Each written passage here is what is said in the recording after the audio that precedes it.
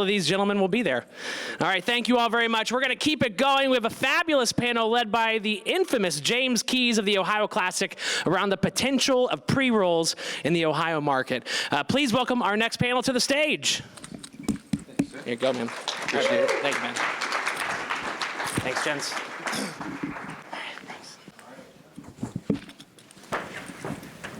Can you hear me? Yep.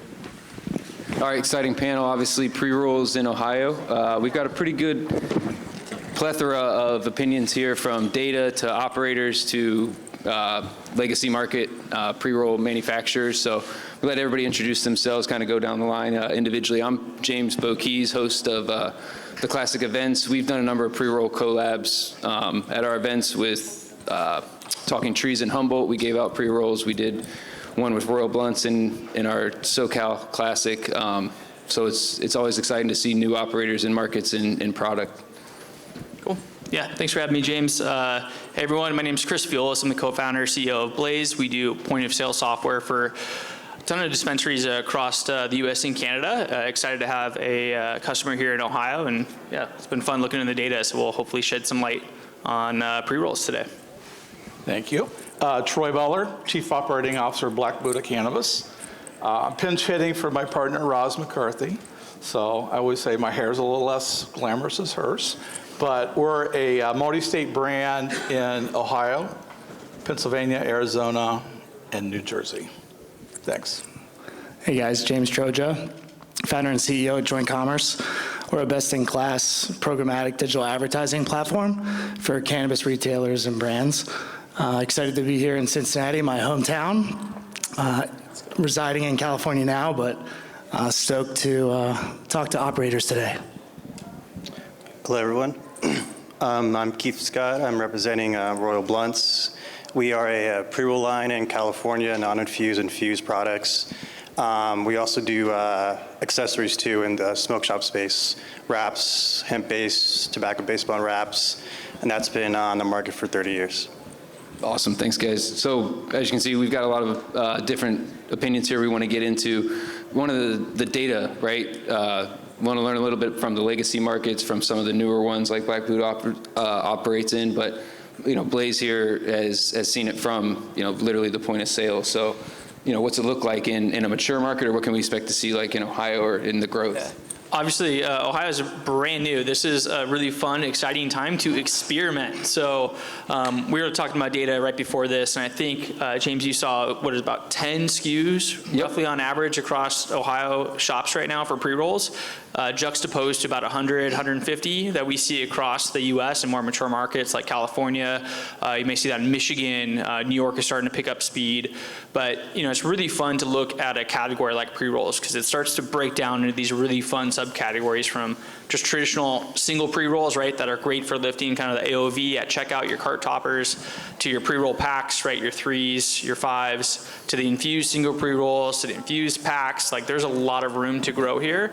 And I think one of the things I would just really encourage the Ohio operators to do is experiment and pay attention to the data. You heard a couple of panelists earlier talking about, we're starting to look at the data now that we're in the recreational market. This should be a minute focus for the Ohio market for the next 3 to 4 months. Experiment, start to understand what your customers are saying, what the feedback is, and I think we're gonna see some really, really good things start to prop up, and that's gonna include your AOV, which we all want to go up with your transaction count. Yeah, which are great points, right? And it's interesting how different brands approach the market, from your 5 packs or your single, maybe bigger custom options, if you will. Troy, what do you guys see in a new but established markets like on the East Coast? Yeah, so we're currently in New Jersey with pre-rolls. We launched there in May. And our brand, we do experiential product brands, SKUs. So essentially, good morning, good afternoon, good night. And we do that across the board, whether it's packaged flower or pre-rolls. So currently in New Jersey, we have, we're doing 1 gram single packs. First year, we'll be switching, adding same SKUs, same experiences with a multi-pack 5-piece. In Ohio, we are in final days of negotiation with a couple processors here in Ohio same strategy where, like you guys were talking about Ohio, we just had pre-rolls. They've just launched 2 months, 3 months, limited SKUs, but it'll be the same thing for consumers. What we want to do is make it as easy as possible as a brand, as a dispensary, as an operator, for our consumers to buy once, keep buying. So that's what we're doing, and I think that's the trend. Yeah, get them to buy and keep buying, which I think leads perfectly to you, James. Like, how do you do that, right? Yeah, so we've got 60 million first-party cannabis shoppers within our database that we do utilize for audience targeting across our platform. That's through display advertising, as well as connected TV and pre-roll video advertising. So targeting somebody on one of our publishers across an ESPN or Huffington Post or Barstool Sports, and then retargeting them back down to a dispensary menu or brand page to get them to purchase or buy. All online sales are tracked in our reporting dashboard, so you have a plethora of consumer data available to you to understand different audience insights and consumer purchase insights across your product portfolio, which is certainly nice to have and a good takeaway for key learnings. We also have a national where to buy directory. So we've got 5,000 to 10,000 people within the cannabis marketplace signing up every single day at JointCommerce to find where to buy brand products. So when it comes to a pre-roll, it's a very personal experience, right? I mean, you're rolling a pre-roll in your hand or buying a cone, smoking it out of your hand for the most part. Same thing goes with advertising and discovery and understanding where to find and purchase that product. So at JointCommerce, we're driving traffic directly to your website where you can have that person purchase your pre-roll product. Yeah, and Keith, or do you want to add something to that? No, I was going to say, I mean, e-com's a great place to go learn, right, and educate the customer, but, I've heard so many panelists today talk about people, right? It's about the bud tending staff. It's about the folks on the floor that are interacting with the community. To start to talk about this, it's different from what they're used to, especially in a market like this. You can experiment a lot more with pre-rolls, right, versus your 2.8, whatever it is for your eighth out here. You can get more variety, and I think that's going to be really good to experiment with, different strains and just see how the markets react. It's going to be really interesting. So all comes down to personalization, all comes down to that in-store experience. If we can give it online, James driving traffic there, that's absolutely amazing, but you also need to control your online experience to make sure you can create a safe haven, give the reader a chance to learn about some stuff before they go into the store and learn about this new category. Yeah, and that's a great point too with the variety and experimentation, and I think that leads into Royal Blunts. Well, it was a 30-year brand now in the wrap space. What do you guys see from that aspect, and as an operator in California from what you offer? From the wrap space specifically, we sell in every state across the country, and from what we see from the younger generation is that they're asking for cones and tubes. I go to events and concerts, and they come up to the booth, and the younger kids don't know how to roll. They want a cone or a tube and make it easy. So that's on the accessory side. And then on the cannabis side, we entered the California market, which was already saturated. And then we entered a very saturated category too, the pre-rolls. And so what we did there is a variety. We did premium collabs with like legacy growers. And then to gain, brand loyalty, and then we came in with like more budget-friendly products, live resin infused, some higher-end hash rosin infused products. So variety is key, and then also, the trend is definitely convenience. Like people want something ready to roll that's already their favorite strain, their favorite flavor, that's always consistent. Yep. And I think that gives us a good flavor for what's out there, right? What we see in these markets, what the data's showing us. But maybe you want to start us off with a little more data. What's the landscape look like? Where are we headed? Yeah, we've talked a little bit about, I guess, some assortment, right? There's all these different categories. There's different places to go advertise those things. That's great, but who's buying these things in terms of the cohort type of analysis that we're looking at? Pulled some data just ahead of this panel, and this is across our U.S. data set. And so I think it's really interesting that Well, we found the biggest cohort for pre-rolls, and this includes all the subcategories from the infused packs just down to your standard kind of single case pre-roll, is that 25 to 35 cohort. That they seem to be buying the most pre-rolls across all the dispensaries we serve, which is quite a bit. And then second after that's going to be 36 to 44. I think it's of interesting note that I didn't mention 18 to 24.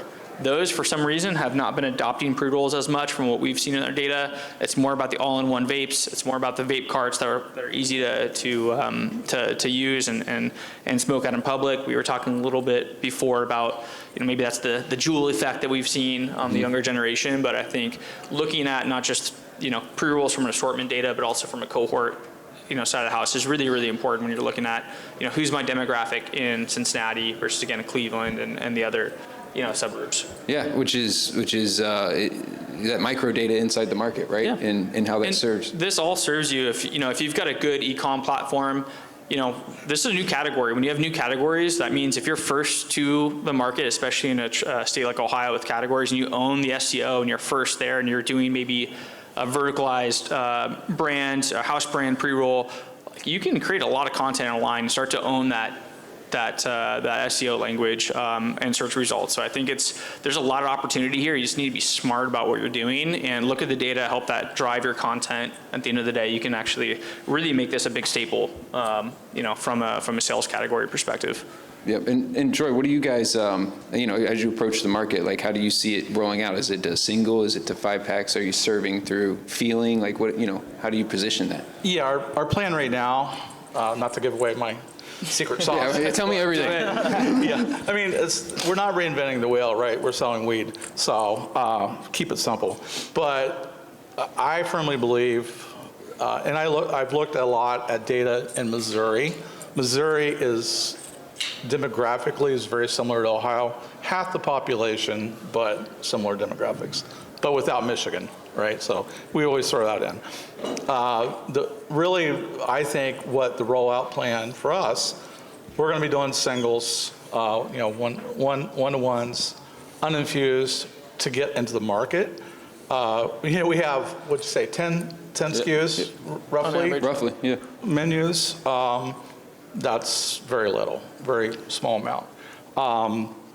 So my strategy is really going to be looking at the major metropolitan areas, and then also with stores, because we have kind of a unique relationship with our deals with MSOs in other states, where we can get some shelf space with some of the MSOs that we have deals with in other states. So 1-to-1, 1 gram singles. Mm-hmm. No infused right now. The infused market will be coming. Those are higher price points typically. So those are coming. New Jersey, we're going to be adding infused probably first quarter. And a totally different market, but it's still people wanting to buy for convenience, buying experiences, and just pre-rolls. I mean, it's easier for everyone. Yep. And James, a little bit, I think, back to the point making on the different microclimates within the state. Like, how does the advertising work there with getting it to the consumer? Is it different per city, per demographic? How are you approaching that?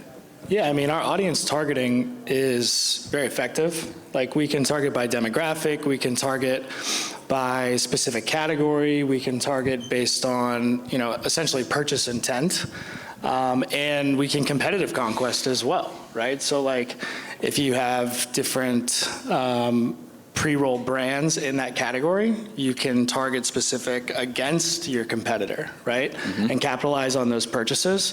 If you're doing a, multi-state campaign, you can geo-target in multiple states, you can geo-target in a single state to a specific zip code, and then get really robust audience insights against all of those learnings and audience segments within our reporting dashboard. So it's pretty amazing in what you can do with our technology today from a reporting and audience targeting perspective.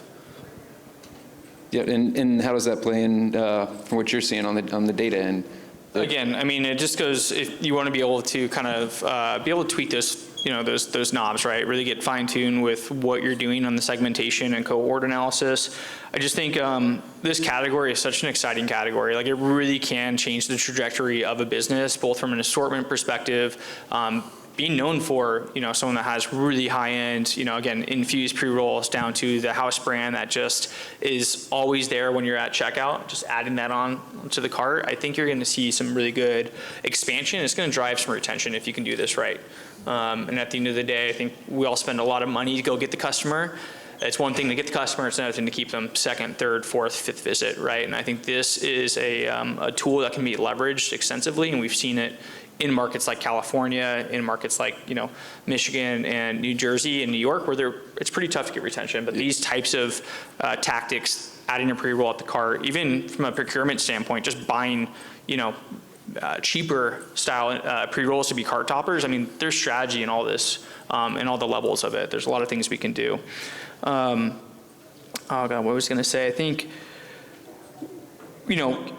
similar to how the market went from medical to recreational, this is a good chance to kind of do another reset a year later, right? And again, really start to look at the data, dive in, really start to cohort out your customers a bit more, and then from there start to buy against those in a really disciplined fashion. I think, again, now's the time for experimentation, so don't buy a ton, buy a lot of a little, and see what works for your market. Yeah, and like you mentioned, in the mature markets, in the California market, like Keith, what you've dealt with, you obviously had to figure that out pretty quick. You would sync pretty fast on what I think the headset data I was looking at was 186 options in the pre-roll category in your market. So like, how did you do that, right? Like, what was your strategy? Yeah, we this is a very saturated market. So what we did was when we came in, we competed on quality, and we partnered with like legacy growers in the space to gain that brand recognition. And then we came in with like the more affordable options. But our product by default, blunt, gives us a different option compared to all the other pre-rolls in the start. So we kind of stuck to our brand, identity, and it's still a little struggle in California, but we're excited to look at other markets and bring what we've learned in California to these other markets. I mean, I think the biggest thing is having something for every customer, from the premium, indoor flower to the even the outdoor stuff, to the terped up stuff, to infused, solventless hash holes, to non-infused stuff. Because a lot of the consumers who try pre-rolls, it might be their first time consuming cannabis. So you need something for everybody along the way. So that's and you just named a ton of options right there off the top of your head that probably only touched a third of what you could do, right? Yeah. Back to Troy, like, what do you see in the markets on the East Coast compared to mature but not necessarily California? Is it what's it look like? What's the landscape? Well, we're in New Jersey, but pay attention to other states that because they're a little bit further ahead than we are in Ohio with pre-rolls. One of the big things that we're really concentrating on in New Jersey is bud tender sampling. As we all know, if you're in industry, you know that bud tenders are our key source of sales and referrals. So we spend a lot of time and money making sure that bud tenders have samples of the products, they have education. So, New York is a little different because it's just a way, although New York and New Jersey are, next to each other, totally different market. Massachusetts, totally price compressed market. So, so like in New Jersey, we spend a lot of time with education and community events and just getting the word out with staff, and then also just brand awareness. Yeah, which you brought up some good data on the Massachusetts market earlier, and how we all are familiar with the Ohio market, especially obviously people in Ohio, but what do you see in some outliers like that? What did Massachusetts show compared to others? Yeah, I thought with Massachusetts, again, I was digging through this, just trying to look for needles in the haystack, and I think I found one. I mentioned kind of the age cohorts earlier and just what we typically see nationwide when I kind of zoomed in on Mass. I found that it was pretty equally distributed across all of our cohorts. Even 65 and up had some category of pre-rolls in there, which I thought was kind of interesting. So I guess all that to be said, look at the data, right? If we have consumers asking for it, stock the shelves, right? Give them something they can buy, have a good assortment strategy on this stuff, because you'd be surprised. Sometimes you will, what happens in reality isn't always, backed by data. Sometimes it kind of veers off a little bit, and I thought that was kind of interesting to see. Yeah, that's each market's different, right? Even though the data speaks to some coherence, you've got to look at it and understand what it looks like. And on the advertising front, how do you kind of deal with that? Like the niche, I know you can get pretty granular with what you do. Yeah, I mean, each state's different. Compliance is an issue for each state, right? Every state has a different set of complexities that we have to navigate through. Like California, it's obviously a legacy market. You can do a lot from, creative all the way through to audience targeting. Ohio, there's a lot of compliance that we're still navigating, right, as it comes online. So each one, you have to just, pay attention, which is why we have really good lawyers in each state that helps guide and help us navigate the complexities. And that's what we're here for, right, is to help all operators advertise safely, make sure that their message is communicated clearly to each of the target audiences that they're looking to reach, whether that's with display, on a where to buy directory, or with video. Awesome, yeah. And so from the future, like what are we looking at, right? Keith, what do you see from a legacy market, Ohio, what would the play be? What's the landscape from your perspective as a brand in a really established market? Yeah, so, first thing is that we're just like to enter a market that's not saturated by, the whole category, but taking the same playbook, the big thing, like, the guest on the panel said is bud tender education. We do heavy,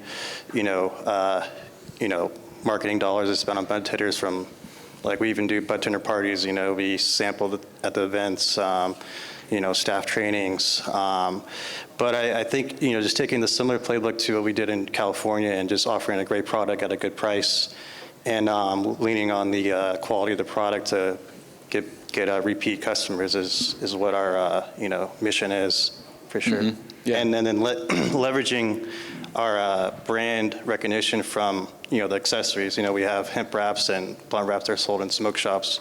Hoping to leverage some of that into the pre-roll space. And what do you see? Anything on data with the difference in approaching it from a like an offering on itself or an add-on?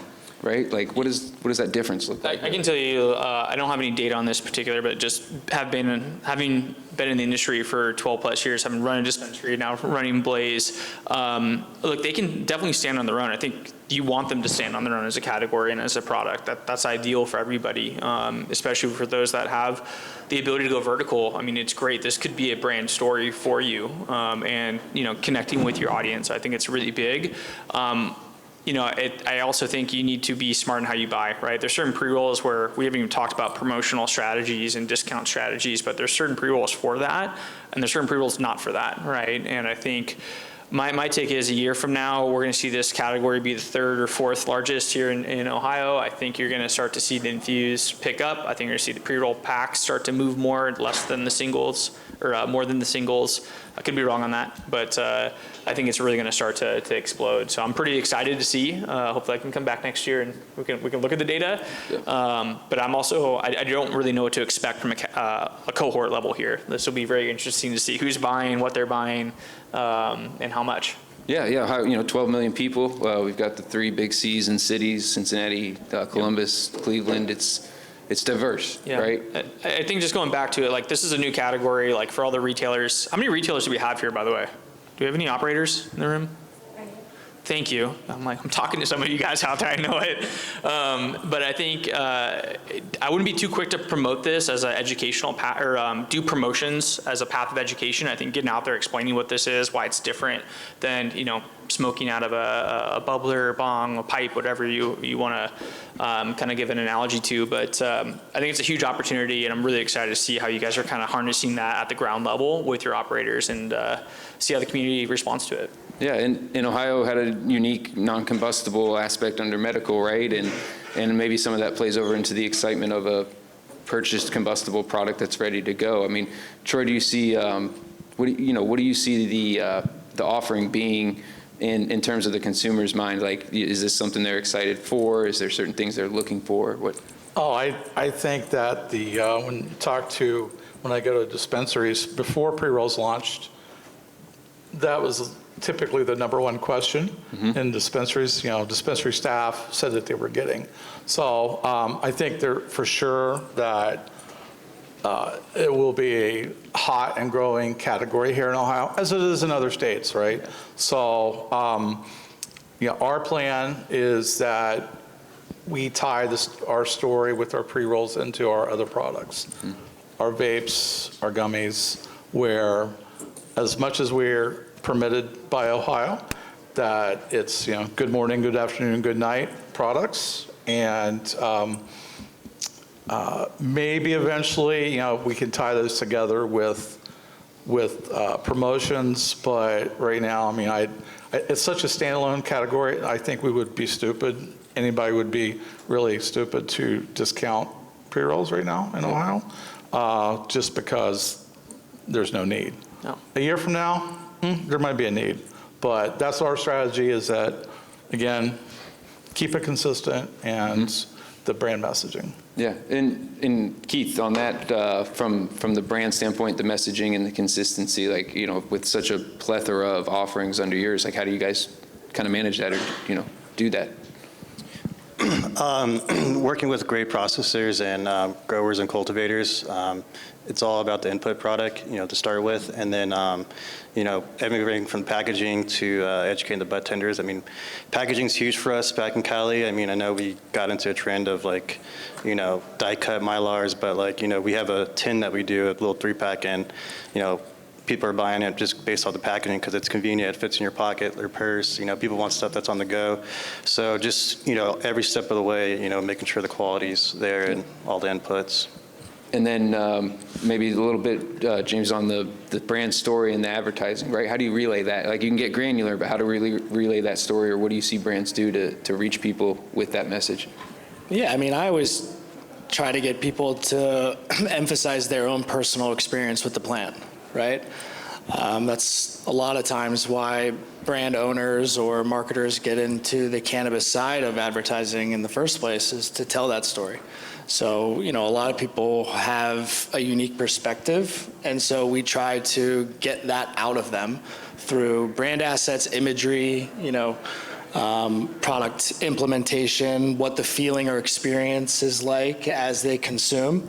And so that way, when the person that is potentially buying the product can look at the advertisement and then digest it and say, I want that. Yeah. That might be a fit for me too, right? And so that's going to increase not only brand awareness, but then they're going to remember that advertisement, and over time, that's going to drive recall, and then eventually they continue to see it, and then that drives purchase intent. So going from that brand origination all the way through to the point of sale is what we try to do at JointCommerce. Yeah, and I appreciate everybody giving, I think a lot of valuable information here on pre-rolls. I know it's an exciting time, not just in Ohio, but, for a category and to make a difference for a brand or capture some market share or create something, launch something. This is another reset, almost another inertia point. So I know a lot of people are excited. I'm excited, and appreciate everybody's time, audience and panel members. Thank you. Absolutely. Phenomenal discussion. Thank you so much, James, Chris, Troy, Keith, and James. We'll just say Bo. Yeah. Awesome. Thank you all very much. Great discussion. Very poignant for what's ahead in the wonderful state of Ohio.